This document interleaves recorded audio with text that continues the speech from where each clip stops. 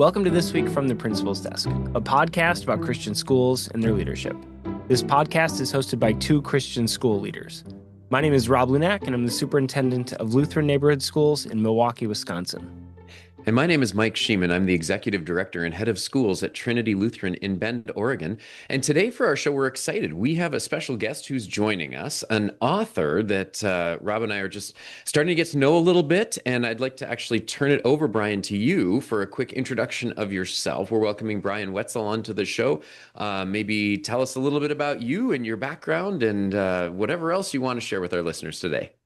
Sure. Well, first, thanks for having me on your podcast. I'm very honored. I have a long story of how I got to this point, but I started out more in production. I started out in photography production for commercial, moved into television and movies, mostly television and commercial stuff. And I did that most of my career, but in the right at the beginning of 2010, a friend of mine and I got together and we had this idea to take the curriculum from K through 12 and break it into small little video pieces and actually have a real teacher in the video, still in that you could see, so it wasn't just a voice. And we created 1,500 videos and we went out and marketed those. And then we had assessments that were created by teachers that we hired.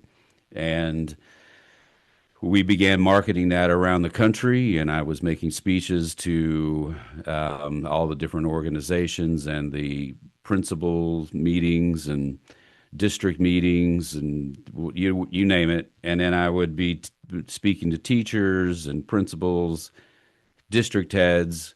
And it was during that 5 years, 6 years and seeing the differences in schools around the country and getting the whispers that people will tell you, hey, you don't know this, but you should know this.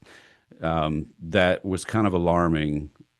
And I just felt like I wanted to write it down in a book. So in 2017, I started writing, and then I was researching, interviewing teachers and interviewing administrators who were retiring because they're the only ones who would speak to you truthfully. Mm-hmm. And then I got halted by COVID because we had two businesses that were suffering under the lockdowns. I took it back up in 2022 and began doing more research and interviewing more teachers and then I took all of that information and put it together in a book that I thought that people should kind of understand what it is under the hood of most public education. It's very dysfunctional. I think anybody would disagree with that. But what are the real problems? I think that when I hear people talk about the real problems, they have like one or two things or maybe three. I always hear about money or salaries.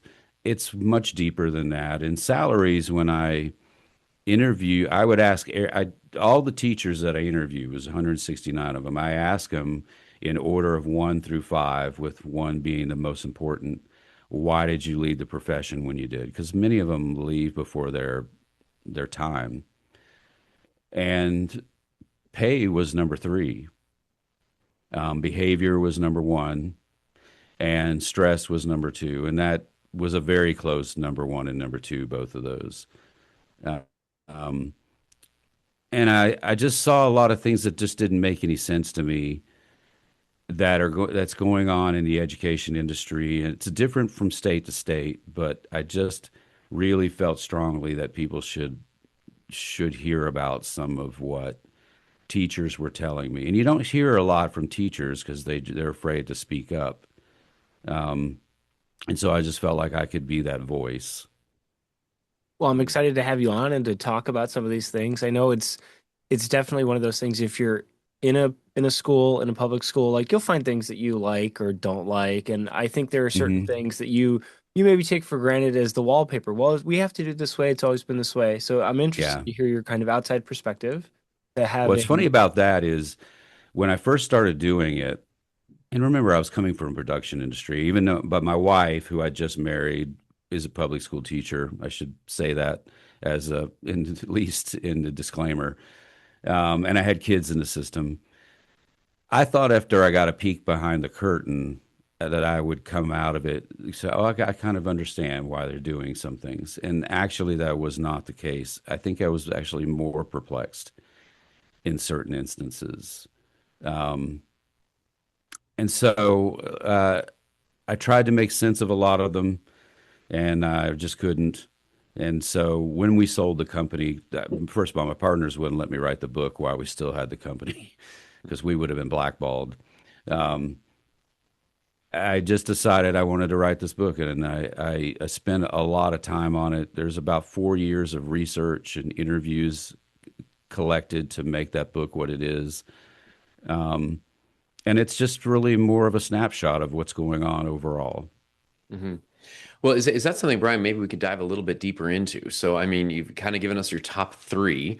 Um, Maybe, I guess, how are those three indicators in teachers? How are they manifesting themselves? How does it get to that point where we're ready to leave the profession Mhm. based on those things? I don't know if that's something you're interested in unpacking kind of point by point to say these are the signs we can be watching for as leaders in education. Yes. So one of the things I'll tell you this. One of the most common questions. So when we would, our product was cloud based, and when we would sell it to a school, we would go to the school and talk to the teachers, show them how to use it. Early on, when we didn't have a lot of money, I would go and do it. The most common question I would get from teachers was, "Are y'all hiring?" And that was kind of sad, I thought, because these are, in most cases, this is a teacher that's gone through the education, done the TOS, which is, their time being in the classroom and learning or being mentored by another teacher. They've gone through all of that, and now they want to leave the profession. The profession is so full of stress, and a lot of the stress is related to behavior. Y'all are private schools, correct?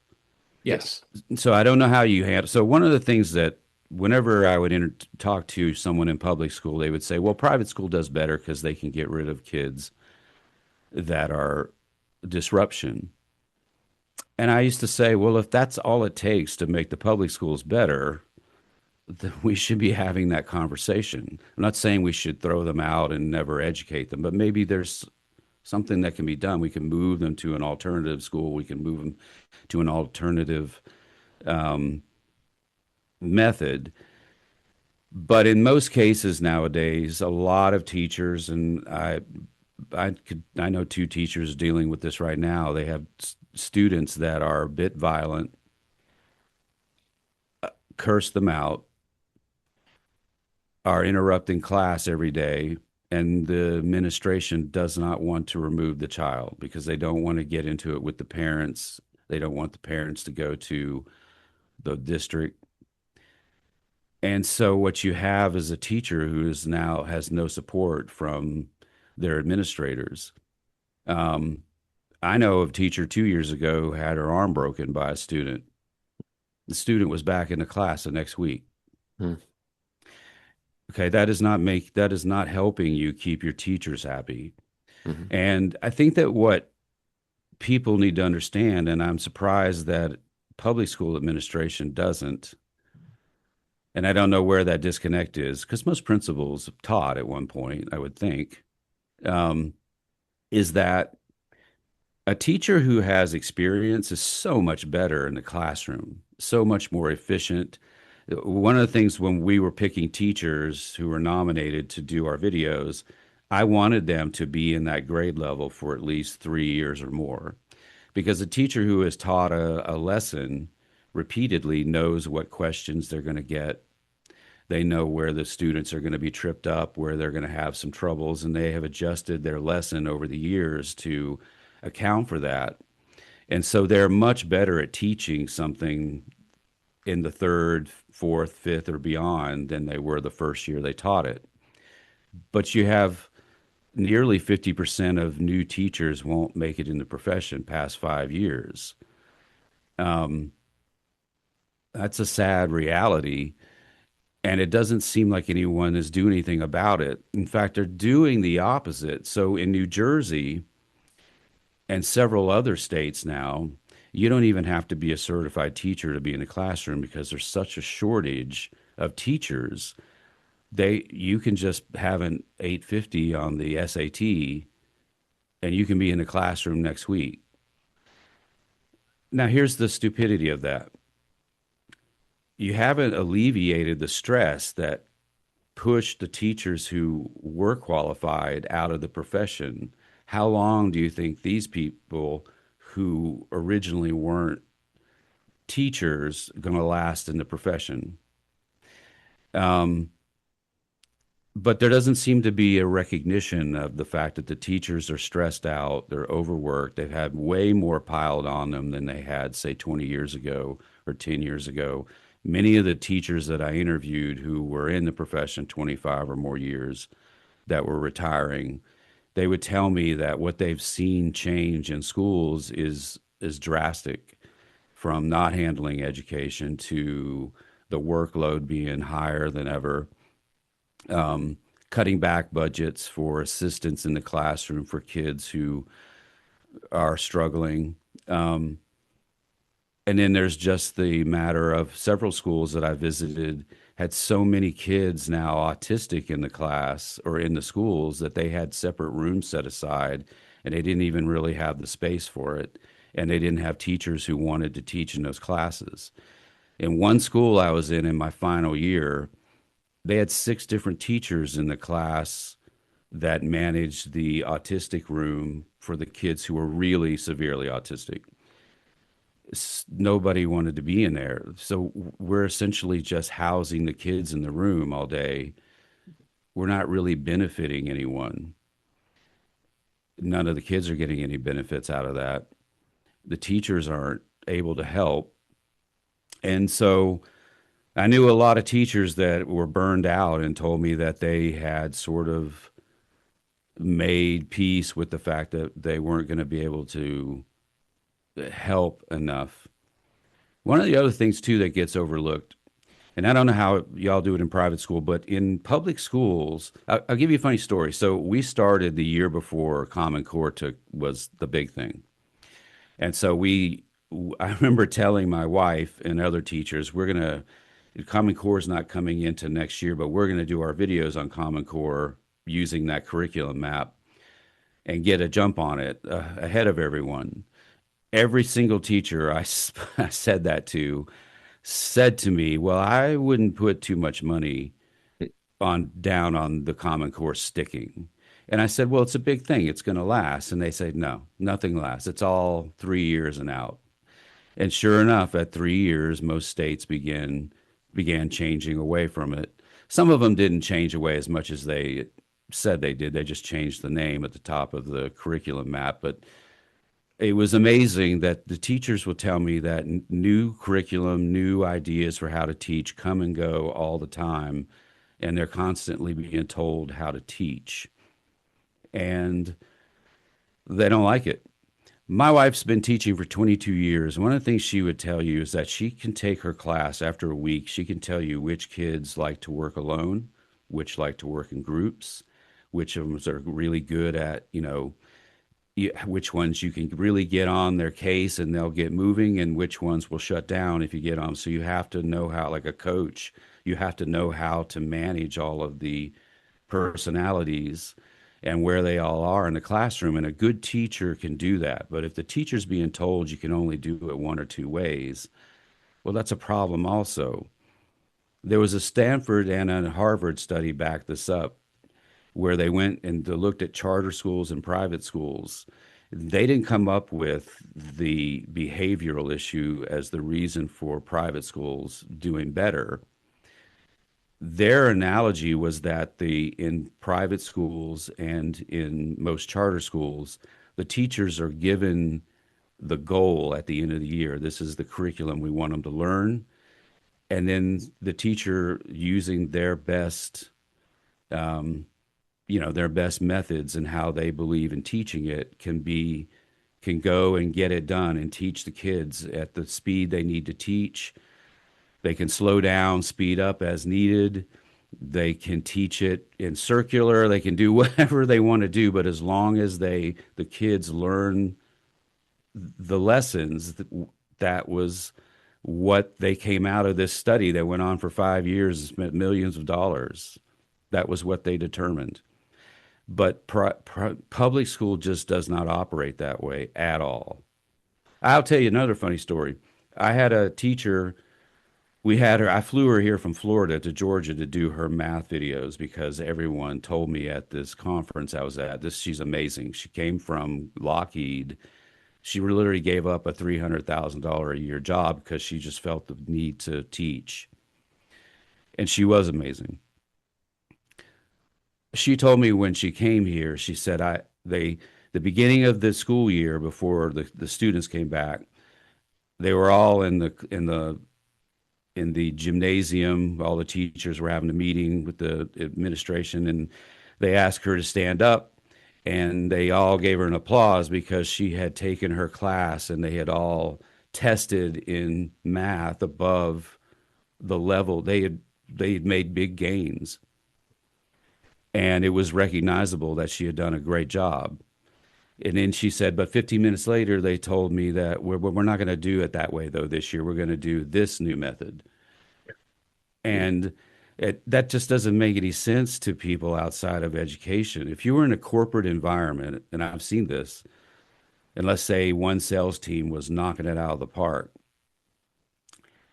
they would have that sales team come and they would have all the other sales teams come to the same meeting, and they would have the sales team that was doing well say, tell us what you're doing to get such great results, because we want to mirror that. You model it for us, show us what's going on, and we will take that method and we'll run with it. In education, it seems like it's the other way around, at least in public education, where you may be doing great, but you're not going to do it that way next year because we have a grant or we have a new idea or someone at the district took over language arts and they want us to use this program. What's working and isn't working doesn't seem to really play into the decision making. That autonomy piece that we're talking about now is just so important to job satisfaction across the Hmm. board. That is one of the main indicators about whether someone is satisfied in their career. And pick your career, Yeah. teaching, finance, whatever it is. The autonomy piece is huge. And yeah, I know plenty of people working in public schools, teachers, principals, Hmm. superintendents, and I hear from all of them, I would love to do this thing, but I'm not allowed Hmm. to because of whatever the level above me is, whether that's teachers talking about their administrators, administrators talking Hmm. about their superintendents, or superintendents even talking about the state legislature and their governor about new rules that have been added to it. It seems to me that we handcuff all the people who know what they're doing Yeah. and tell them, well, I know you think you know, but you don't really know. Trust me, I know, even though I've never been been in a classroom, Yes. right? And so Yes. I'm gonna guess that you've seen some of that firsthand. And so we've talked a little Yeah. bit about some of the problems facing teachers. Are there other problems facing schools more generally? Well, I think the autism thing is not getting enough attention. It is now that RFK is in place because that's a big thing on his to-do list.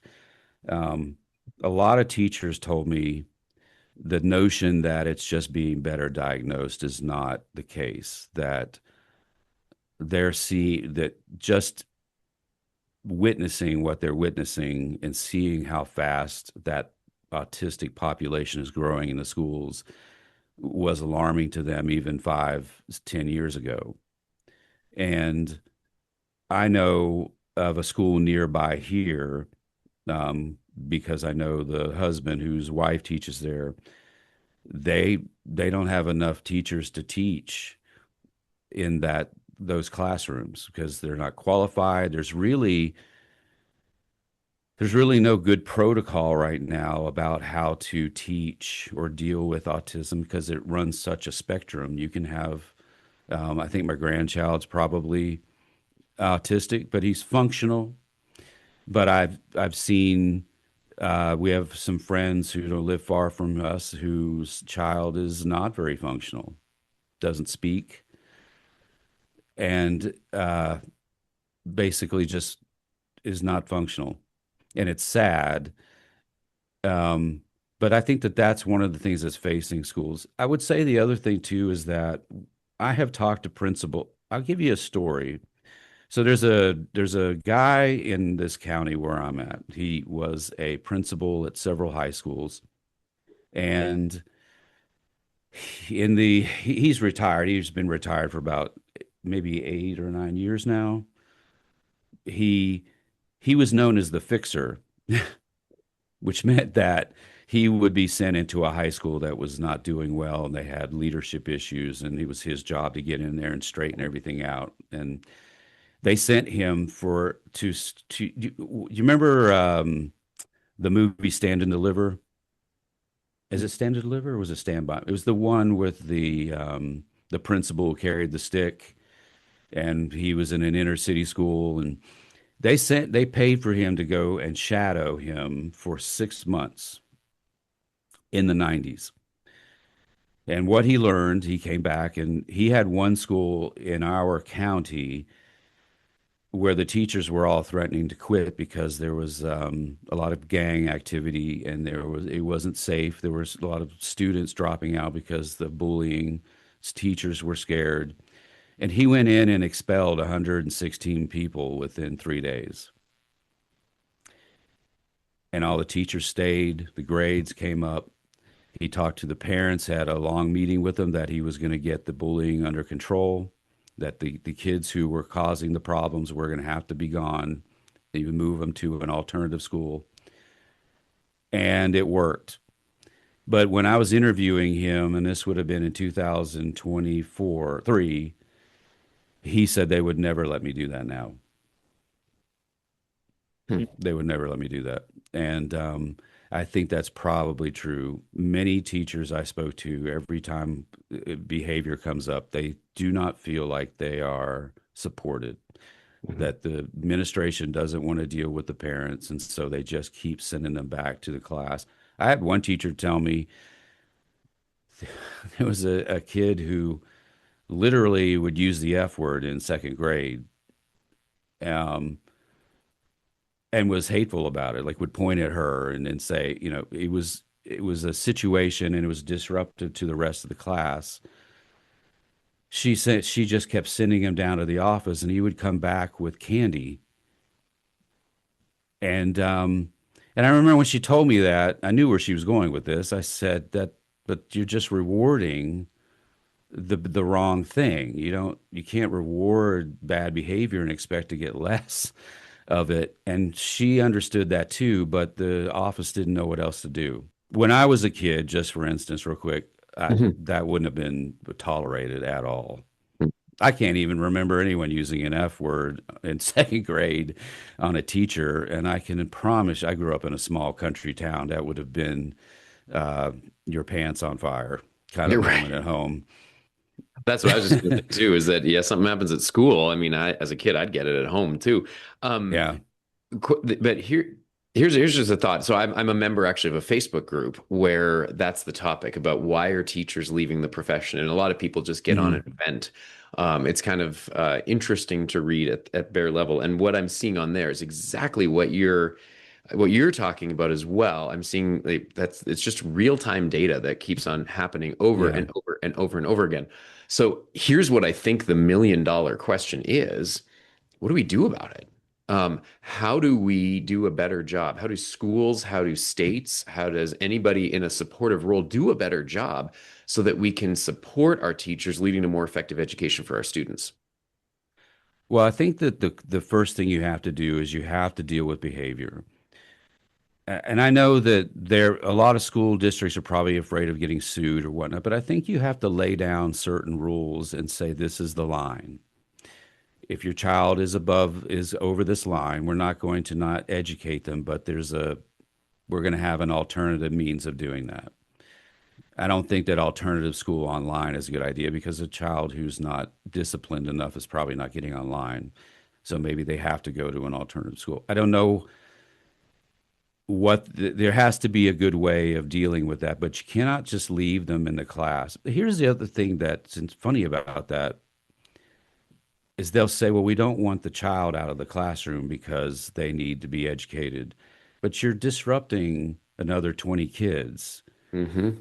And so I'm not sure how the one child or two children or students are superseding the rest of the class.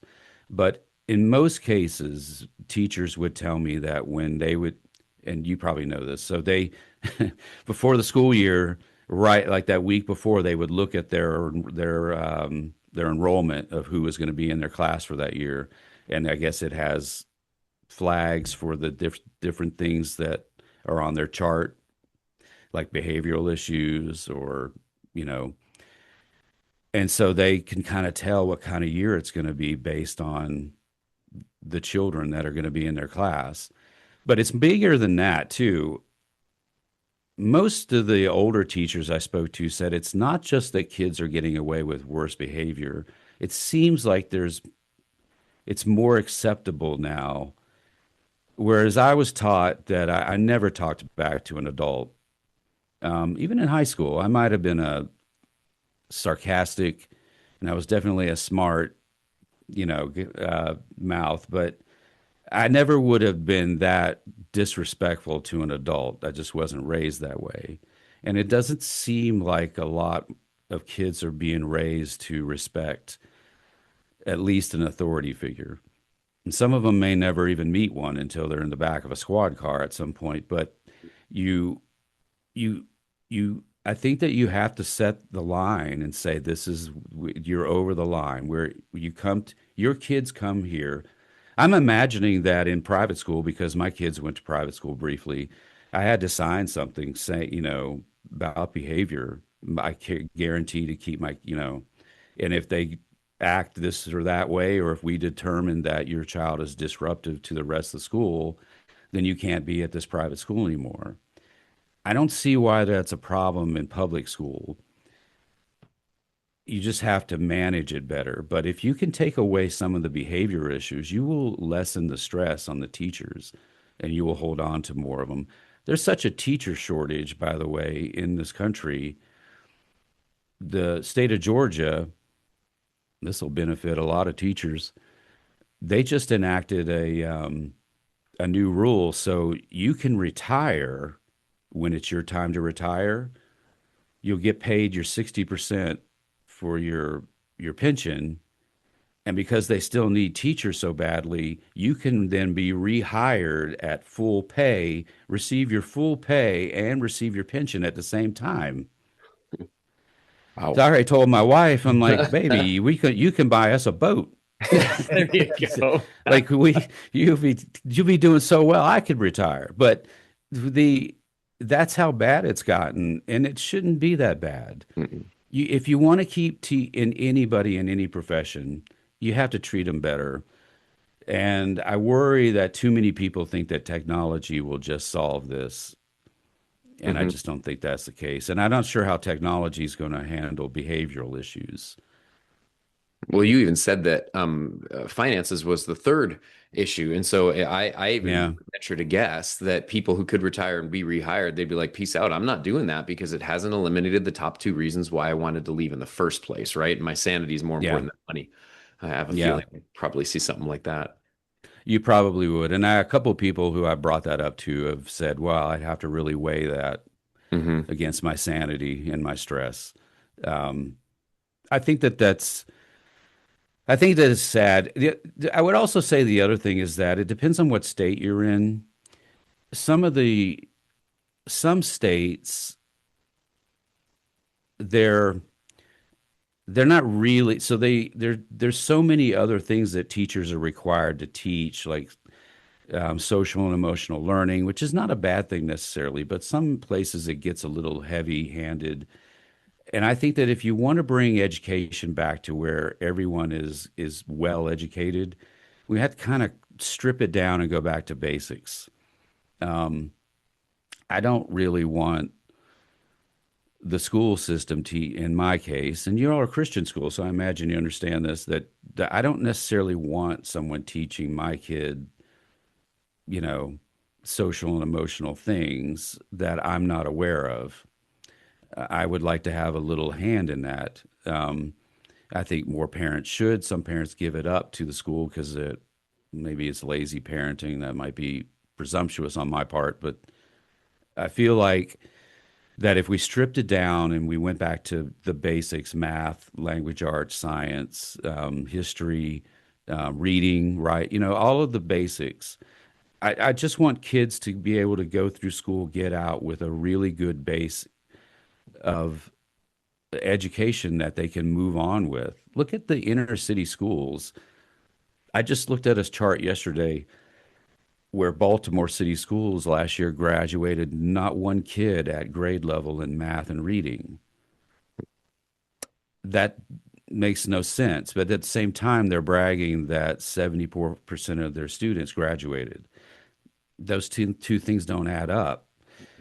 And you're sending these the problem with that I have trouble processing is that a lot of the people who say, well, we have to move them along or graduate them is they say we don't want to hurt their feelings or we don't want them to have low self-esteem.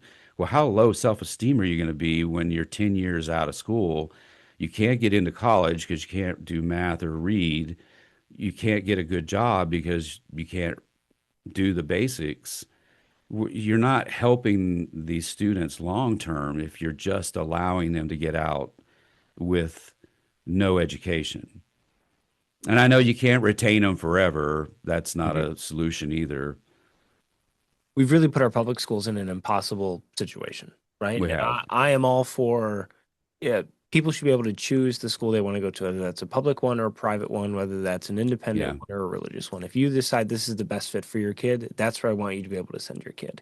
And we Hmm. ask so much of our public schools, and it is ridiculous to assume they can do everything everyone asks them to do. Every parent goes in Yeah. there with a different set of expectations. That you could have two kids in the same class, and one parent could be totally happy with how everything is, and one parent would want everything changed. And if you change everything, then all of a sudden you've upset that other parent, right? Yes. And so I'm glad we are at least having the conversation about some of the things that we've noticed in education and your perspective on it. So I just want to thank you for being on here today, talking about this stuff with us. One of the things we always like to do is include contact information. So if somebody's listening and they're like, I really Hmm. need to pick Brian's brain about this, you okay if I include your email in our description Absolutely. here? Perfect. Absolutely. Yes. Awesome. Thank you, Brian.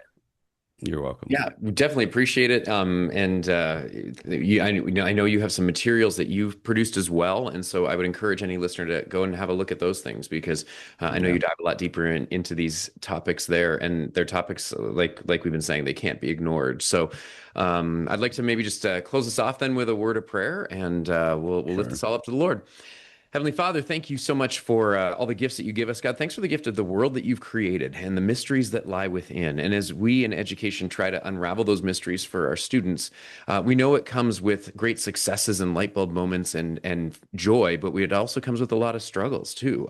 Getting to know each student, how they tick, what makes them work, and we lift them up to you as they go through their developmental journey. We also lift up the teachers who are taking them through that journey.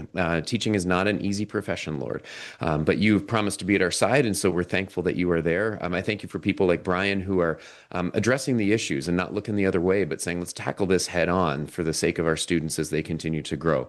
So we ask for your continued blessing upon him and his work and all those who teach and all those who learn in our schools. In Jesus' name we pray. Amen. Amen. Amen.